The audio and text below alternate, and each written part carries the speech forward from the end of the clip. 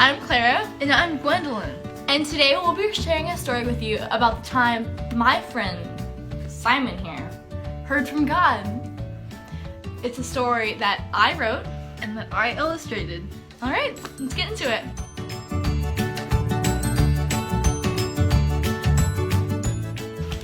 It's a beautiful sunny day, and Simon is getting ready for another day at school.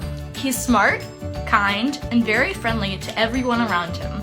Simon is a koala like all the others, but they all wear masks to fit in, unlike him. He likes to do different things than the other koalas, so he's always left out and alone. Though he has fun doing the activities he likes, he wants to have friends and be with the other koalas at his school.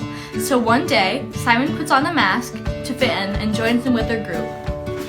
Simon tries hanging out with the other koalas, but he doesn't have any fun doing the things that they like. While sitting at lunch with the other koalas, he hears a voice. It says, "Be who you were made to be." In shock, Simon asks himself, "Was that my stomach?" Later that day on the playground, he hears the voice again. "Be who you were made to be," it says. After hearing it again, he looks around and wonders if someone behind him said the phrase. Turning around and seeing no one, he decides to ignore it and move on, like the first time. While on the bus ride home, Simon hears it again. The phrase, "Be who you were made to be," makes itself present again, but even louder. Simon remembers how in the Bible, Samuel hears God's voice 3 times. When he listened, God told him very important things. Simon starts thinking about all the fun times he had without a mask on, doing the activities he enjoyed. So Simon decides to listen to the voice. When the bus stops and he gets off, he takes off the mask. The next day, Simon comes to school without the mask and does the things that he likes doing. Simon decides to be himself and who God created him to be. While he's hanging out by himself at school, the other students start making fun of him because he took off his mask. He shares about how God told him to be himself and how he's so much happier when he embraces who he is. Later that day, the other koalas with masks notice Simon having fun doing the activities that make him happy. After hearing what he had said earlier, they take off their masks and join in. Like Simon, we sometimes ignore what God says. When you decide to follow him and be yourself, you bring joy to yourself and others. The end.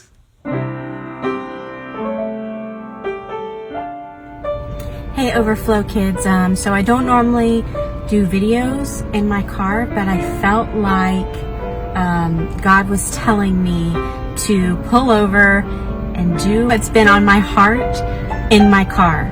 And one of those reasons I think he's telling me to film like this is because God speaks to me in my car. Usually when I'm driving, he'll give me words, he'll give me visions, he'll give me scriptures, he'll give me all sorts of things. And so I'm being obedient right now by filming this in my car where I hear God speak to me the most. So that's what I want to talk to you about today, is hearing God speak to you. So we are studying, we are talking about 1 Samuel chapter 3, and it's when Samuel was a little boy. He was living with a prophet, the prophet Eli, and he was in his bed and he heard his name being called. And so he gets up and he goes to Eli, and Eli's like, "Go to bed. I did not call your name at all. Go back to bed." And so Samuel did. And then it happened again. All right. And this kept happening throughout the night until finally Eli, he realized that maybe Samuel was hearing from God. He said, "Samuel, it's not me calling your name, it's the Lord. Answer him when he calls you. Tell him to speak." So Samuel does. He goes back and it happens again. The Lord says his name and he says, "Speak, Lord, I'm here, I am listening." So there's lots of different things that we can learn about this story. First of all, Samuel was a kid.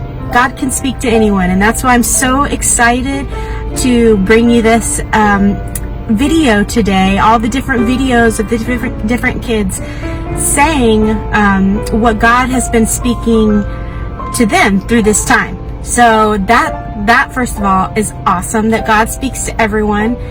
Samuel didn't know the Lord either. He didn't have a relationship with him. He didn't know anything about the Lord, but the Lord still spoke to him. So God can speak to anyone. He can speak to anyone of any age, me, you, whoever. That's the first thing that we can learn about this story. The second thing that we can learn is that sometimes we don't recognize God's voice when He's talking to us. Sometimes we think it's something else. Maybe it was just my thought. Maybe it was just something I ate. I don't know. We come up with all these different reasons of why we believe it's not God speaking to us. So God can speak to us and we can totally miss it. But the third thing that we can learn is that God puts people in our lives to help us decipher whether it's God or not. Okay, and in this case, it was the prophet Eli who was kind of taking care of Samuel. But the people in your life could be your parents. Your parent, if you tell your parents, I think this might be from God, they will help you in that process of discovering God's voice. It might be a friend in your life that God is using to speak to you. The fourth thing that I feel like God is wanting me to share, when God speaks, tell Him that you are listening. Say, Lord, I hear you. That was really cool. You know me. You know my name. You showed me something really cool. Keep doing it. I want to know more. Keep showing me. Become humble before Him and just say, I don't know everything, Lord. And you do. Show me. Give me eyes to see you. Give me eyes to see what you see. Give me a heart to love how you love. And so that is some really cool things that I felt like God was wanting me to share with you today. So right here from my car. So I hope that you enjoy these video testimonies of the different children of Overflow Church. Something the Lord told Annabelle and Andrew this last week was to bless and encourage the lunch ladies for blessing them and their family. They gave a card of encouragement and iced coffee. It was so cool. Hey guys, I've been making bracelets lately, and while I'm making bracelets, I've been memorizing 1 Corinthians 13, and God has been telling me through those verses that the reason I should love other people is because He's loving me and He loved me, not to get a reward or to be feel better than other people. And that's what I wanted to share with you today. Bye. Hi Levi, you want to tell us all about what God is teaching you? Yeah. So guys, one day I was for school while Mom's gone. My mom gave me inside to play outside, and I started to feel like God was telling me that He makes some amazing animals, and He makes beautiful nature throughout my life, and puts me in awe. And playing outside is just very fun. It's gonna create happy memories last for the rest of my life. I think I like playing outside more than anything in the whole world. Hi, I'm Graham Spiegel, and today I will be sharing what Jesus has been telling me through this nightmare. Well, He's been telling me a lot of things, like we'll get through this together, we're all in this together, not forever. We will soon make a cure for this virus, and until then, the Lord has been saying to me, perfect love casts out all fear. And with that, it's been making me feel more courageous in the fight for humanity. So Tyler's mom said that while Tyler was sleeping this past week, he said something out loud in his sleep. He said something like, "What is there to be afraid of when there's nothing for you to be afraid of?" She said, "I don't know if God was speaking this to him in his sleep or what, but I was just amazed at how well he articulated his words in his sleep." God wanted me to read this page, and I instead kept going to this page, but he wanted me to go to this page instead. So I'm going to read it to you. And it wasn't a dream, it was a nightmare. A dove flew from Adam's hand, and a deer darted in a thicket. It was as if they were frightened by something. A chill was in the air. Something strange was happening. They had always been naked, and they didn't want anyone to see them, so they hid. Suddenly, Adam and Eve loved to hear God's voice and would run to him. But this time, they ran away from him and hid in the shadows. "Where are you?" God called. "Hiding," Adam said. "We're afraid of you. Did you eat the fruit I told you not to eat?" God asked them. Adam said, "Eve made me do it." "What have you done?" God asked. Eve said, "The serpent made me do it." And terrible pain came into God's heart. They had broken their wonderful relationship with him. I guess it's not good to, if the devil brings something to life and it lies to you, it's not good to listen to it, and it's good to listen to God. Frazier wants us to know that right now his favorite song is King of Kings. It's cool because God told him that he is a son of the King.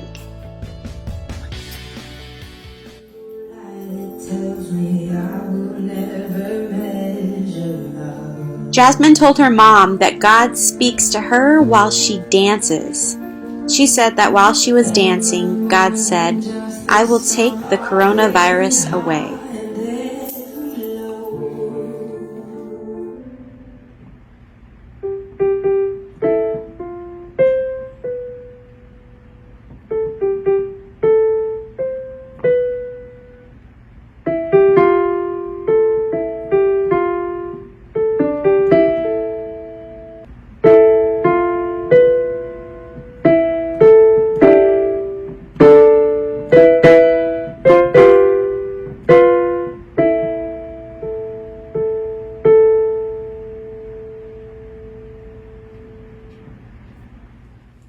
Hello, Overflow Church.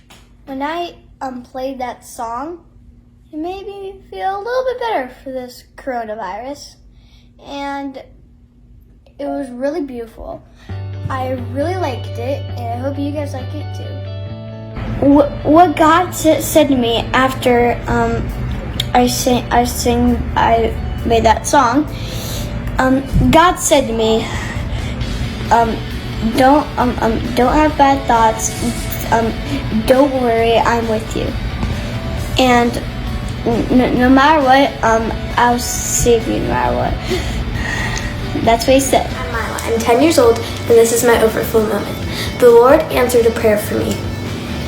I wasn't ready for my big phase of history project at the beginning of April, and so I told him I need more time, and he said, all right. And so a little while later, our Phases of History project was postponed. And it felt so good to know the Lord answered prayer for me, even in the sad times like these.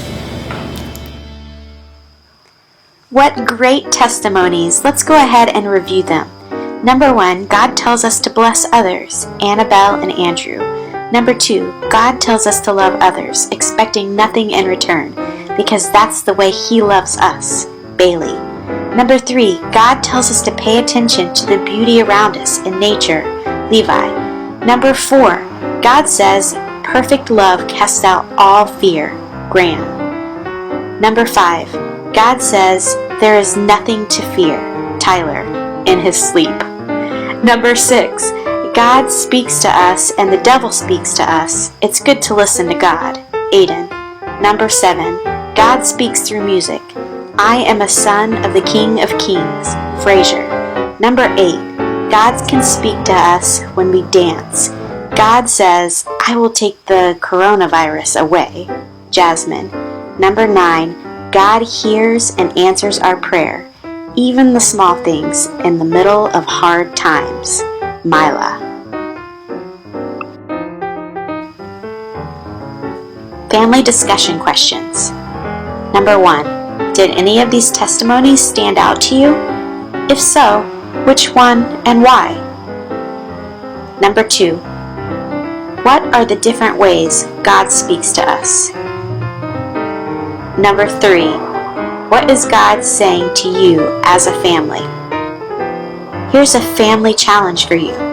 As a family, keep the conversation going. Ask each other every day, what is God saying to you?